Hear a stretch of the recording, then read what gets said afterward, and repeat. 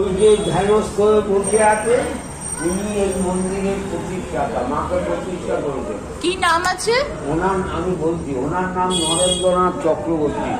ওই শিব ঠাকুরের পেছনে ওনার স্ট্যাচু করে দেওয়া আছে।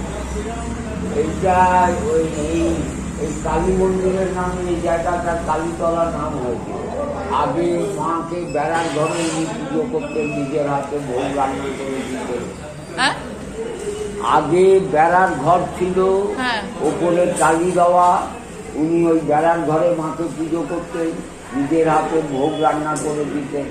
মায়ের বাৎসরিক উৎসব বলে উনি ভক্তদের কাছ থেকে গিয়ে দান দক্ষিণা গ্রহণ করে করতেন। তারপর সময় তো 125 বছর হয়ে গেল। তারপরে এই মূর্তি উনি স্বপ্নে গঙ্গার ডুবতে গিয়ে তুলে নিয়ে এসেছিলেন। এটা আদিমূর্তি। এবার এখানে যে লাহিড়ি বাড়ি আছে, যাদের বাড়ি দুটো পুজো হয়, ওই লাহিড়ি বাড়ির বড়োবাবু একদিন মাকে এসে বললো ওনার ছেলে খুব গুরুতর অসুস্থ, ডাক্তার হসপিটাল জবাব দিয়ে দিয়েছে।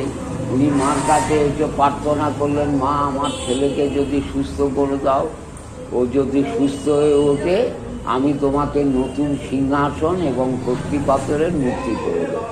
তা মা ওনার প্রার্থনা মঞ্জুর করেছেন, ওনার ছেলেকে সুস্থ করে দিয়েছিলেন। তাইতে উনি এই সিংহাসন মায়ের মূর্তি করেছেন।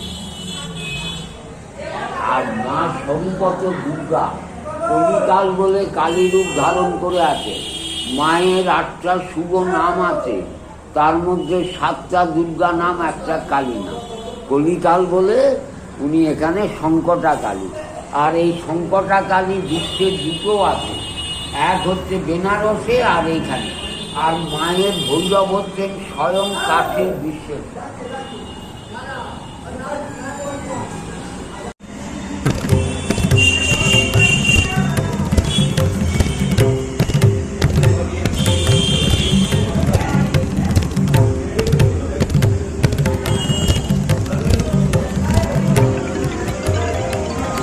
ওই যে